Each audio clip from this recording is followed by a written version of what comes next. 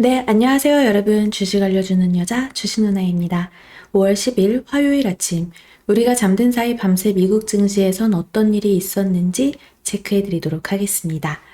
네, 뉴욕 증시, 스태그플레이션 공포 때문에, 즉, 경기 침체 우려로 이렇게 좀 폭락했습니다.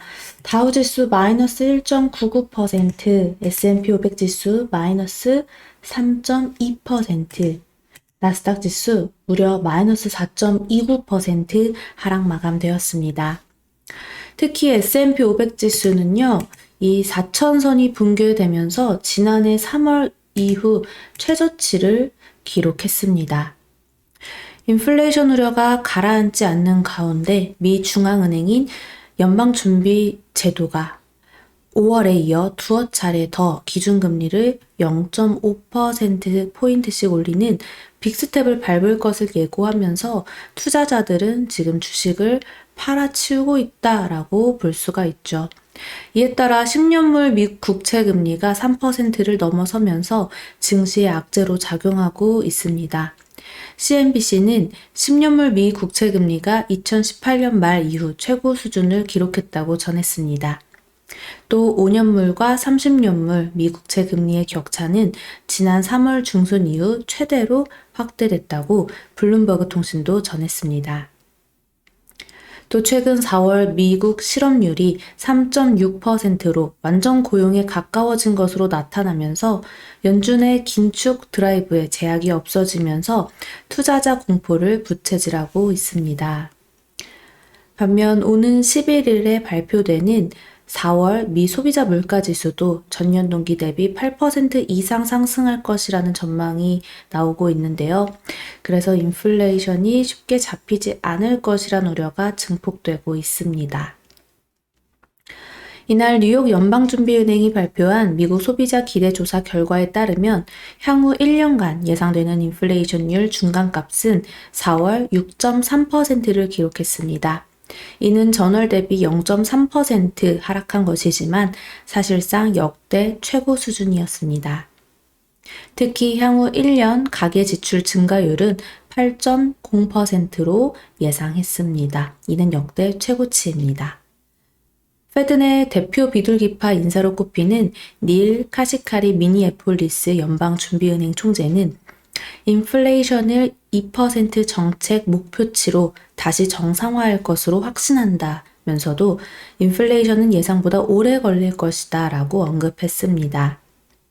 라파엘 보스틱 애틀랜타 연방준비은행 총재는 여러 번, 아마도 2번 혹은 3번 금리를 50bp 움직일 것이라며 이후 잠시 멈춰서 경제가 어떻게 반응하는지, 인플레이션이 우리의 목표치인 2%에 가까워지는지 등을 지켜봐야 할 것이다 라고 언급했습니다.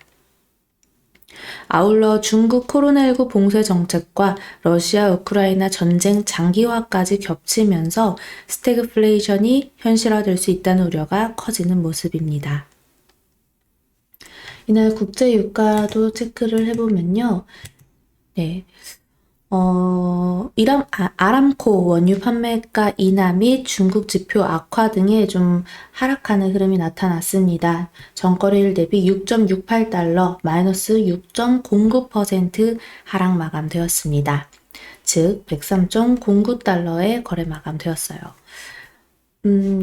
이렇게 또 종목별로 참 의미 없겠지만 지수가 이렇게 빠졌기 때문에 종목별로 보는 게 큰 의미는 없지만 그래도 한번 살펴보자면요.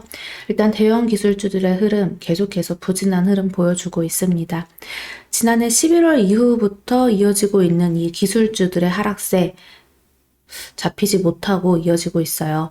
애플, 마이크로소프트, 아마존, 넷플릭스, 알파벳 등등 모두 다 파란불을 켰죠.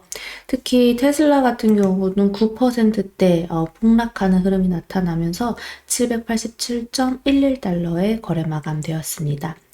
사실상 테슬라 같은 경우는요.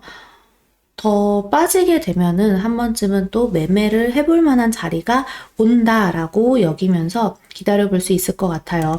애플이나 알파벳 같은 좀 다른 기술주들도 마찬가지고요. 뭐 지금 당장 급하게 보기보다 조금 더 쿵 하고 떨어졌을 때를 기준으로 한번 기다려 보시는 것도 괜찮을 듯 합니다. 물론 보유하고 계신 분들은 좀 힘드시겠지만 새롭게 진입하고자 하는 분들께는 또 다른 기회가 될 수 있고, 혹은 어차피 장기 투자하고 천천히 모아간다 하시는 분들한테도 좀 더 저렴하게 살 수 있는 구간이 올 수 있지 않을까 생각을 하니까요. 이렇게 장기전으로 봐야 되는 미국의 종목들은요, 1일 1비 하지 마시고 좀 천천히 우리가 긴 호흡으로 끌고 갈 수 있도록 좀 멘탈 관리에 잘 힘쓰셨으면 좋겠습니다. 화이팅입니다. 자, 그리고 또 이슈가 됐던 거 뭐 트위터 같은 경우죠. 또 트위터 매출은 2028년까지 지금의 5배로 확대하겠다라고 이제 머스크가 발언을 했죠. 게다가 광고 의존도를 낮추겠다고. 사용자 수는 2028년까지 9억 3,100만 명을 로 확대하겠다라는 목표를 갖고 있다라는 이제 이런 보도가 나왔는데 좀 주가를 끌어올리지는 못했습니다. 트위터의 주가는 이날 3.6% 정규장에서 마이너스 3.69% 이렇게 하락 마감이 되었습니다. 또 리비안의 주가 포드가 리비안 주식 800만 주가량 매각하는 방안을 검토하고 있다라는 보도가 어제 떴어요. 그래서 주식나 공부방에도 좀 보내드렸었는데 역시나 정규장에서 이렇게 마이너스 20%대 하락 마감이 되었습니다. 그 외에도 보시면 아시다시피 뭐 빨간불 킨 섹터가 정말 많이 없죠. 이런 유통 쪽 말고는, 음식료 쪽에서 몇몇 종목 말고는 네, 뭐 제약바이오 쪽 그냥 따로 가는 종목들이니까 어찌 보면 얘네들은 그냥 경기 방어주의 성격을 좀 갖고 있죠. 참 이렇게 지금 성장주들의 부진한 모습이 지금 우리나라 시장에서도 매우 힘들게 작용이 되고 있는데요. 어제 좀 미리 두들겨 맞긴 맞았습니다만 아직 저점 나오지 않았다. 그러니까 어제 같은 날은 절대 매수하지 말고 하고 싶은 분들은 꼭 분할 매수 고려하셔라 라고 언급드렸습니다. 미국장이 이렇게 나오게 되니 오늘 장도 우리 장 개파락 출발하는 거는 뭐 당연하게 그렇게 될 것 같습니다. 이제 여기서 중요한데요. 개파락 출발해서 양봉으로 뽑아 올릴 수 있을지, 혹은 더 하락으로 밀려서 개파락에 음봉으로 밀릴지, 어떻게 흐름이 나오는지 오늘 지켜보는 게 매우 중요할 것 같아요. 오늘 화요일장, 어제에 이어서 쉽지 않은 장 좀 예상되지만요. 그래도 우리 이번 주 옵션 만기일입니다.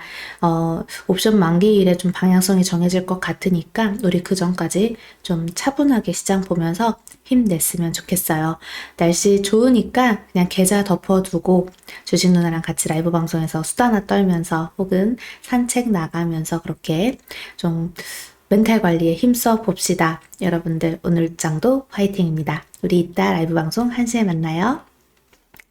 그럼 오늘 미국 증시 마감 브리핑 여기까지 하겠습니다. 영상 재미있게 봐주신 분들 구독과 좋아요 그리고 알람 설정 댓글도 많이 많이 부탁드립니다. 이상 주식 알려주는 여자 주식 누나였습니다. 또 만나요.